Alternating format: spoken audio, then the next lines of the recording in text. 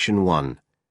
You will hear a man phoning a woman about an advertisement he has seen in the paper for some furniture. First, you have some time to look at questions 1 to 5 on page 9.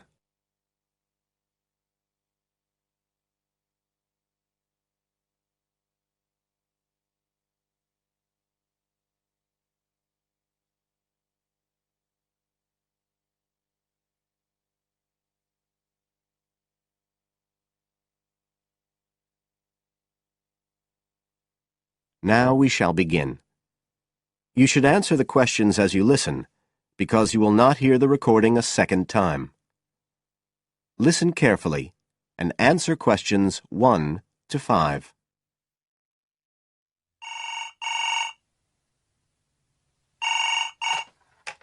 Hello? Oh, hello. I'm ringing about the advertisement in yesterday's newspaper, the one for the bookcases. Can you tell me if they're still available? We've sold one, but we still have 2 available. Right. Can you tell me a bit about them? Sure. What do you want to know? Well, I'm looking for something to fit in my study. Well, I'm not too worried about the height, but the width's quite important. Can you tell me how wide each of them is? They're both exactly the same size. Let me see, I've got the details written down somewhere. Yes, so they're both 75 centimetres wide and 180 centimetres high. Okay, fine. That should fit in okay. And I don't want anything that looks too severe. Not made of metal, for example. I was really looking for something made of wood. That's all right. They are, both of them. So, are they both the same price as well? No, the first bookcase is quite a bit cheaper. It's just £15. We paid £60 for it just 5 years ago, so it's very good value. It's in perfectly good condition. Well, they're both in very good condition, in fact. But the first one isn't the same quality as the other one. It's a good, sturdy bookcase. It used to be in my son's room, but it could do with a fresh coat of paint. Oh, it's painted? Yes, it's cream at present. But as I say, you could easily change that if you wanted, to fit in with your colour scheme. Yes, I'd probably paint it white if I got it. Let's see, what else? How many shelves has it got? 6. 2 of them are fixed, and the other 4 are adjustable, so you can shift them up and down according to the sizes of your books. Right, fine. Well, that certainly sounds like a possibility. Before you hear the rest of the conversation, you have some time to look at questions 6 to 10 on page 9.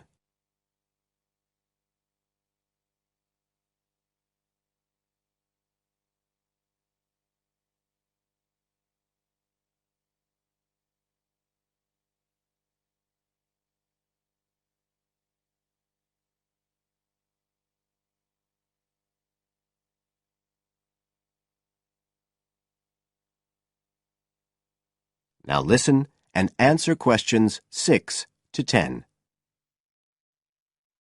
But the second one's a lovely bookcase too. That's not painted, it's just the natural wood colour, dark brown. It was my grandmother's, and I think she bought it sometime in the 1930s, so I'd say it must be getting on for 80 years old, so it's very good quality. They don't make them like that nowadays. And you said it's the same dimensions as the first one? Yes, and it's got the 6 shelves, but it also has a cupboard at the bottom that's really useful for keeping odds and ends in. Right. Oh, and I nearly forgot to say, the other thing about it is it's got glass doors, so the books are all kept out of the dust. So it's really good value for the money. I'm really sorry to be selling it, but we just don't have the room for it. So what are you asking for that one? £95. It's quite a bit more, but it's a lovely piece of furniture. A real heirloom. Yes. All the same, it's a lot more than I wanted to pay. I didn't really want to go above 30 or 40. Anyway, the first one sounds fine for what I need. Just as you like. So, is it all right if I come round and have a look this evening? Then, if it's okay, I can take it away with me. Of course. So you'll be coming by car, will you? I've got a friend with a van, so I'll get him to bring me round. If you can just give me the details of where you live. Sure. I'm Mrs. Blake. Blake. That's right. And the address is 41 Oak Rise. That's in Stanton. Okay, so I'll be coming from the town centre. Can you give me an idea of where you are?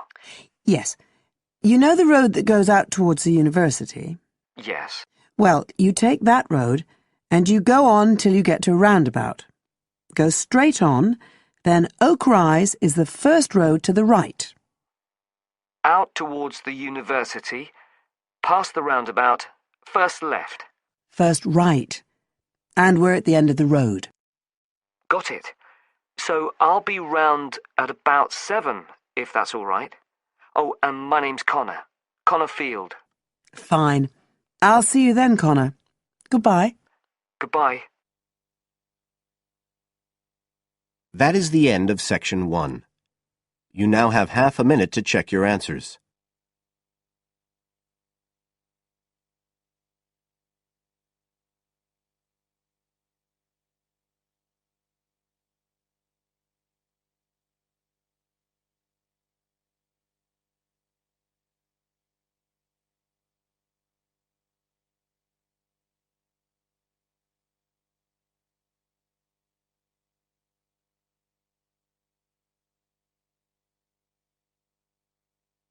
Now turn to Section 2 on page 10.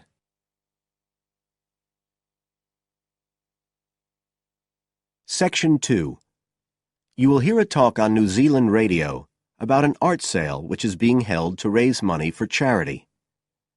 First, you have some time to look at questions 11 to 13 on page 10.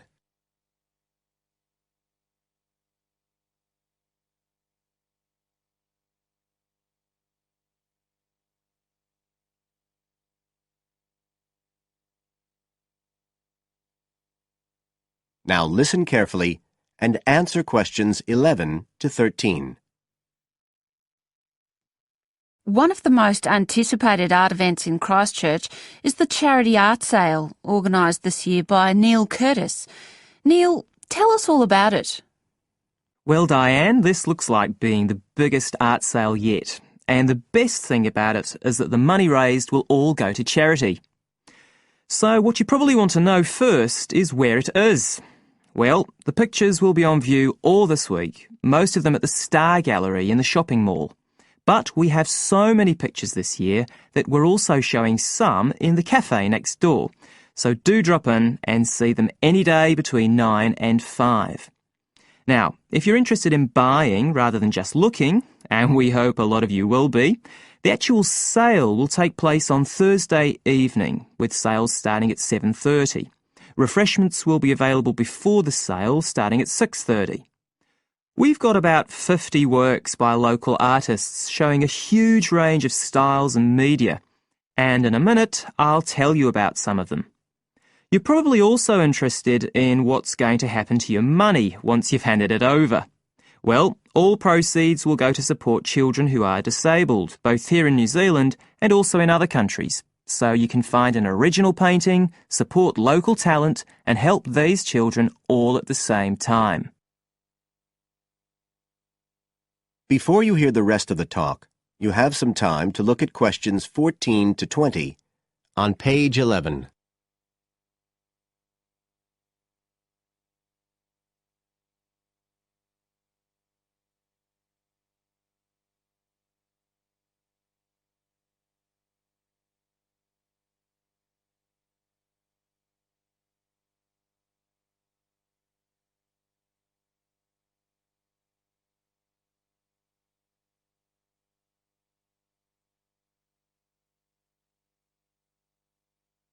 Now listen and answer questions 14 to 20.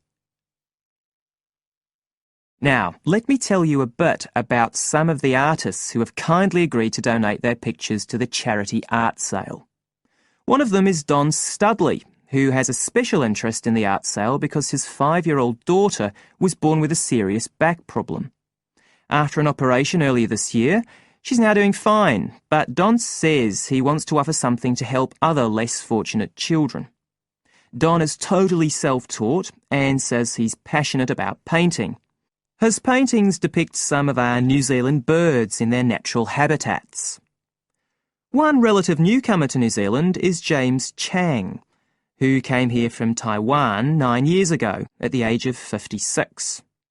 Mr. Chang had 13 exhibitions in Taiwan before he came to live here in Christchurch, so he's a well-established artist, and art has been a lifelong passion for him. His paintings are certainly worth looking at. If you like abstract pictures with strong colour schemes, you'll love them. Natalie Stevens was born in New Zealand, but has exhibited in China, Australia and Spain. As well as being an artist, she's a website designer. She believes art should be universal, and her paintings use soft colours and a mixture of media. Most of her pictures are portraits, so watch out, some of them may even be friends of yours. And then we have Christine Shin from Korea. Christine only started to learn English 2 years ago when she arrived in New Zealand, but she's been painting professionally for over 10 years, and she sure knows how to communicate strong messages through the universal language of art. She usually works from photographs and paints delicate watercolours, which combine traditional Asian influences with New Zealand landscapes, giving a very special view of our local scenery. Well, that's all I have time to tell you now, but as well as these 4, there are many other artists whose work will be on sale, so do come along on Thursday. We accept cheques, credit cards or cash. And remember, even if you don't buy a picture, you can always make a donation. That is the end of Section 2. You now have half a minute to check your answers.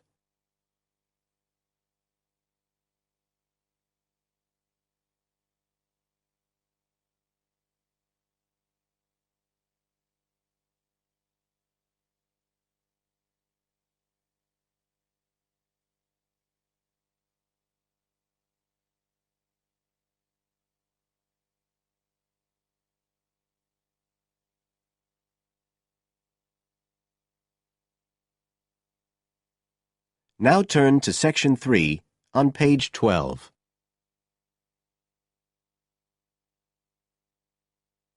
Section 3. You will hear 2 students discussing a project they have to do as part of a literature course on great books.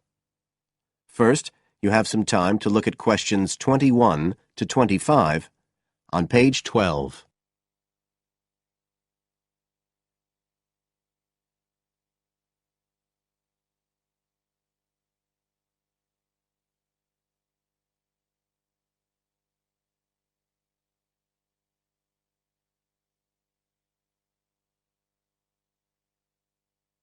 Now listen carefully and answer questions 21 to 25. Hi, Joey. How are you doing? I heard you were sick. Oh, hi, Olivia. Yeah, I had a virus last week, and I missed a whole pile of lectures, like the first one on the great books in literature, where Dr. Castle gave us all the information about the semester project. I can give you copies of the handouts. I've got them right here. That's okay. I already collected the handouts, but I'm not very clear about all the details. I know we each have to choose an individual author. I think I'm going to do Carlos Castaneda. I'm really interested in South American literature. Have you checked he's on the list that Dr. Castle gave us? We can't just choose anyone. Yeah, I checked. It's okay. Who did you choose? Well, I was thinking of choosing Ernest Hemingway, but then I thought, no, I'll do a British author, not an American one. So I chose Emily Bronte. Okay. And first of all, it says we have to read a biography of our author. I guess it's okay if we just look up information about him on the internet? No, it's got to be a full-length book.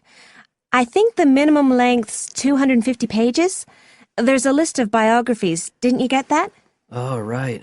I didn't realize we had to stick with that. So, what do we have to do when we've read the biography? Well, then we have to choose one work by the writer. Again, it's got to be something quite long. We can't just read a short story. But I guess a collection of short stories would be okay? Yes, or even a collection of poems, they said. But I think most people are doing novels. I'm going to do Wuthering Heights. I've read it before, but I really want to read it again now I've found out more about the writer. And then the video. We have to make a short video about our author and about the book. How long has it got to be? A minute. What? Like 60 seconds? We got to give all the important information about their life and the book we choose? Well, you can't do everything. I wrote it down somewhere. Yes, Dr. Castle said we had to find or write a short passage that helps to explain the author's passion for writing, why they're a writer. So we can back this up with reference to important events in the writer's life, if they're relevant. But it's up to us, really. The video's meant to portray the essence of the writer's life and the piece of writing we choose. So when we read the biography, we have to think about what kind of person our writer is. Yes, and the historical context and so on. So for my writer, Emily Bronte, the biography gave a really strong impression of the place where she lived and the countryside around. Right. I'm beginning to get the idea. Before you hear the rest of the talk, you have some time to look at questions 26 to 30 on page 13.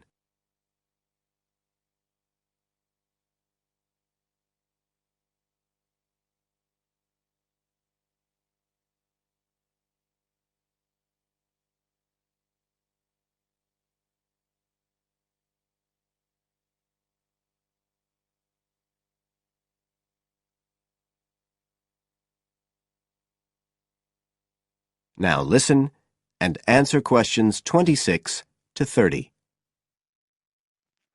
Can I check the other requirements with you? Sure.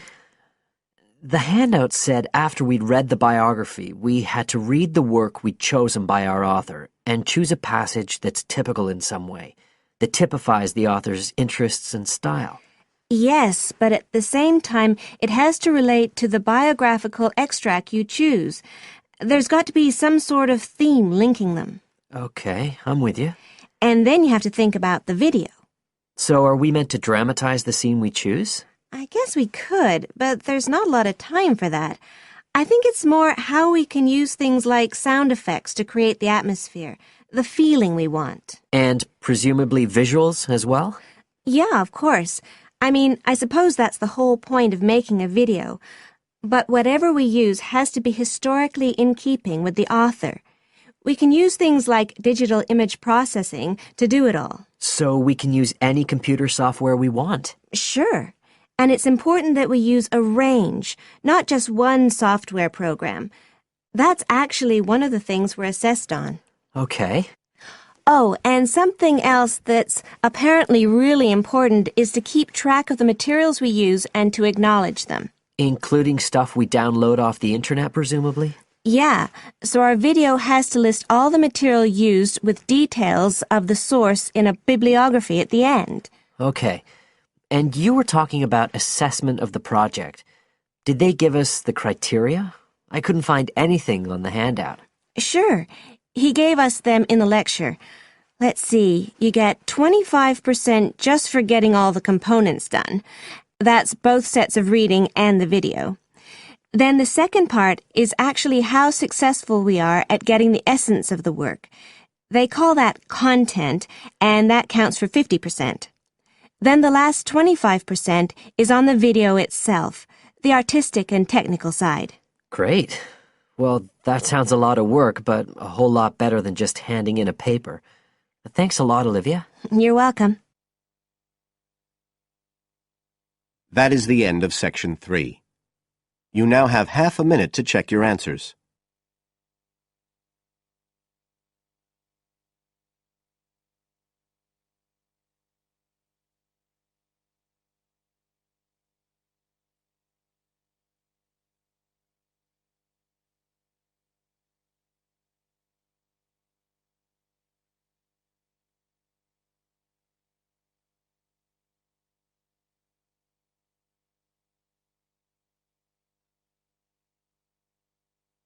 Now turn to Section 4 on page 14.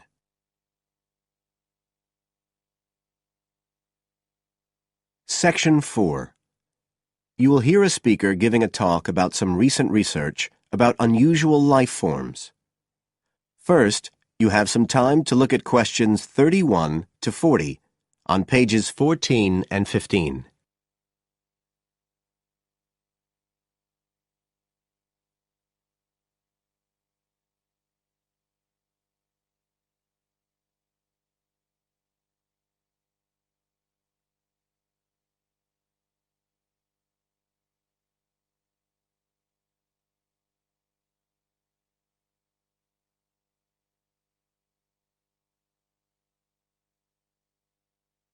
Now listen carefully and answer questions 31 to 40.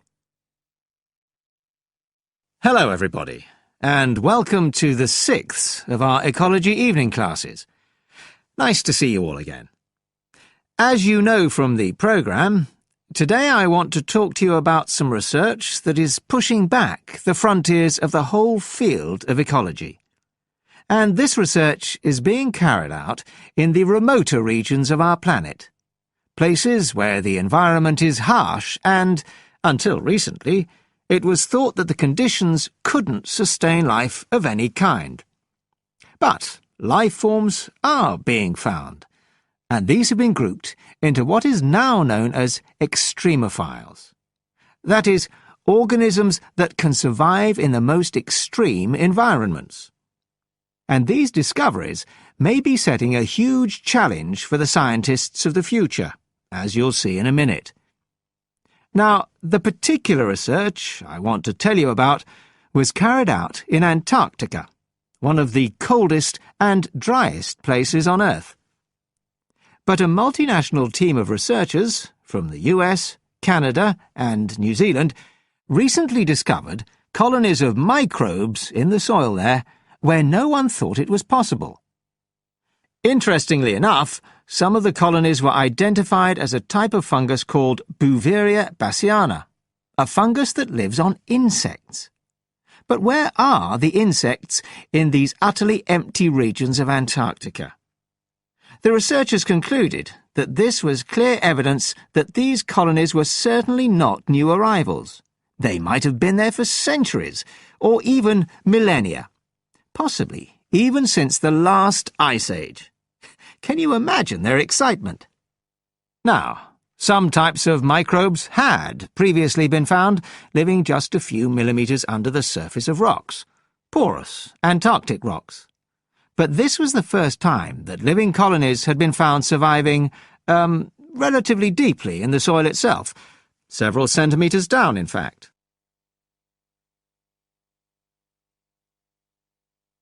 So, the big question is, how can these colonies survive there?